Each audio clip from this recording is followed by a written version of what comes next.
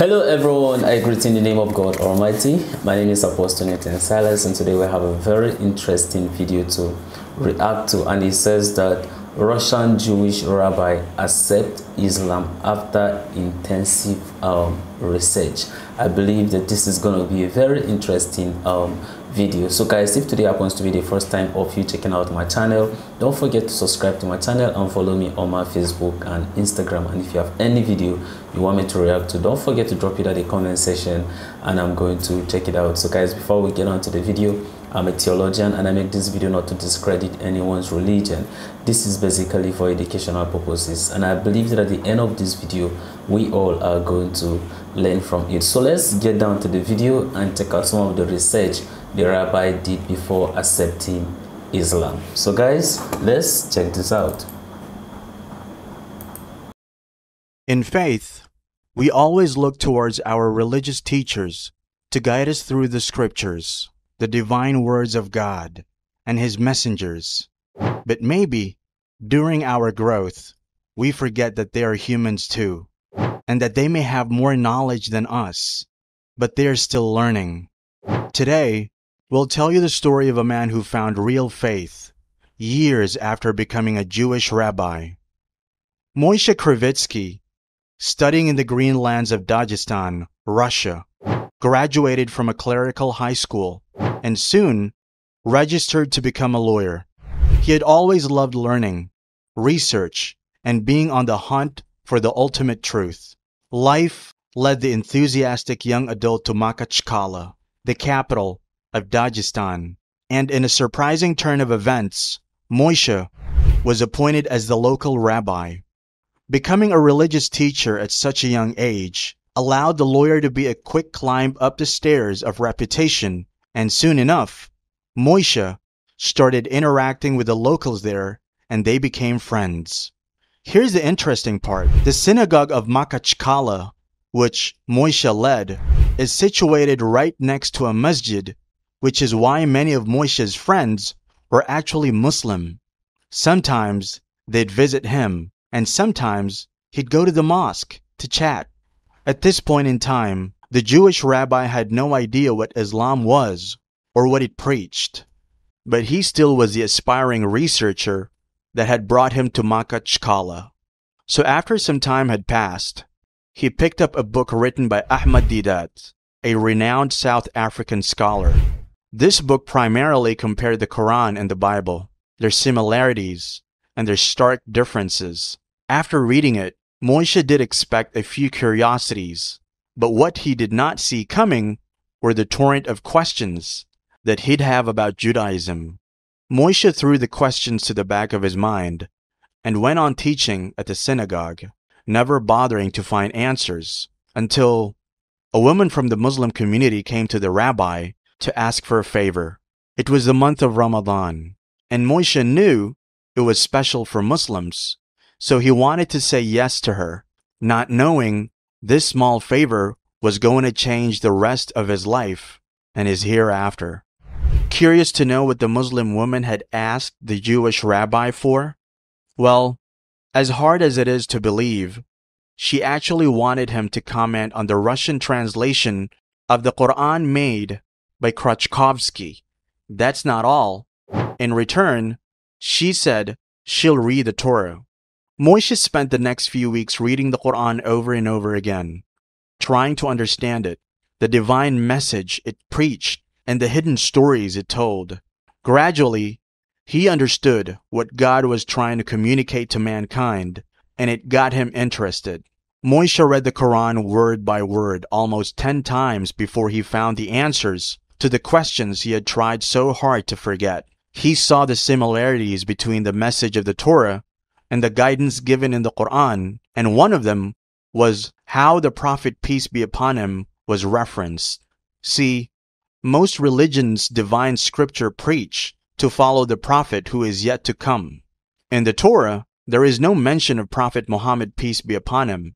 However, it talks about the last prophet, describing him as a worshipper of one God, the sole creator of the world.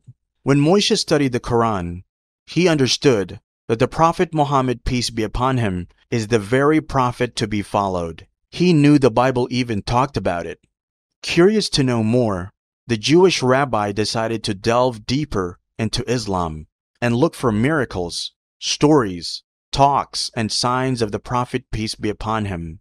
When he read Ahmad Didat's book, he learned that the Bible says all prophets will be blessed with miracles by the Lord, which would confirm their special mission in the people's eyes. So with reference to the Bible, the Jewish rabbi requested the alims, Islamic scholars that is, to provide him with such material, and they handed him a collection of true hadith. He studied the books. Then he read how the Prophet, peace be upon him, said that there had been many prophets and messengers before him, and lo and behold, most of them were actually named in the Torah and the Bible. Moshe was now absolutely certain Islam was the true faith, the straight path, and the unchangeable divine message of God. He had found all the answers he had wanted, and there was no going back. Soon Moshe contacted the local masjid, went over, and said the Shahada, officially becoming a Muslim. A couple days later, he announced it to the synagogue, standing in front of the community he had taught for the last few years. He became sensational. Moshe could not believe it. A Jewish rabbi turned Muslim. People had never heard of such a change of heart before. Alhamdulillah. Though Moshe was warmly welcomed into the Muslim community of Dagestan, and the respect he got prompted him to continue religious teaching, learn how to pray, keep his fasts, and change his name from Moshe to Musa. It was Brother Musa's love of Allah Almighty that led him to build a masjid in Al-Burikant, spend his days eating, studying, and sleeping in a small room there, and work as a watchman at the masjid to pay the bills. May Allah bless Musa infinitely. Ameen. Oh, that's a very interesting video. Watching Moshe, currently named Musa, his journey to Islam through some of the research he made at the Torah. I was very surprised when they says that in the Torah did not mention the name of Prophet Muhammad, may peace be upon him. Then I begin to think about Deuteronomy chapter 18 verse 18. But anyway, when the Bible says that I'm going to raise a prophet among you, but then, well, I do not know, that's for him. And it was very interesting, and that's why I've always said that it would be a good thing if one make research for himself and then find the truth. It makes the person to become very committed to whatever decision the person is taking, and then hold on to that very truth. But once one is being forced or convinced without the person searching for the truth himself, of course, as such, the person may duly convert to Islam, but may not maybe practically commit into that very religion. Well, it's actually a surprising thing, of course, hearing a rabbi actually converting to Islam. You know, mostly people that do convert to Islam are, let's say, the Catholic, for instance. You know, they do, and then some of the things that they do mention was about the Holy Spirit, but then his own was based on the Torah, that is the first 5 book of Moses, which the Christians know it to be the Pentateuch, because those were the books that were written by Moses. But then it was just a very interesting video, and I love it. Of course, he has found, you understand, his peace, he has found his truth, and then I just pray for him that he stick into his religion and follow all that Islam teaches. Now it's now left for you and I, for us to find our own truth. For me, I've already found my own truth, which is Christianity, and I stick to it. But then what I do is that it does not limit me from making research about other religion.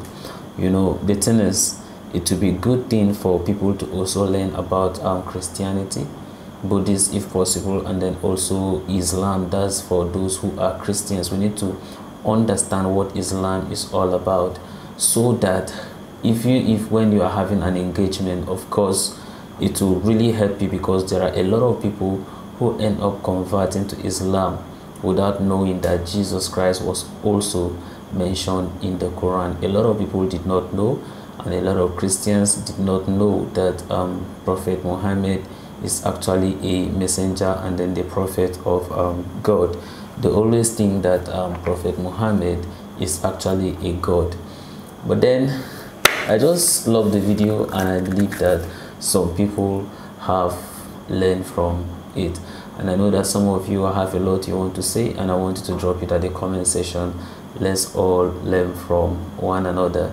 The rabbi has made his own decision, and I know that some of you have a contribution, and I would love to see it. So this is the end of my video. If you like my reaction, you should like, share and subscribe. And if you have any video you want me to react to, don't forget to drop it at the comment section, and I'm going to check it out. So guys, you remain blessed, and I see you in my next video. Bye bye.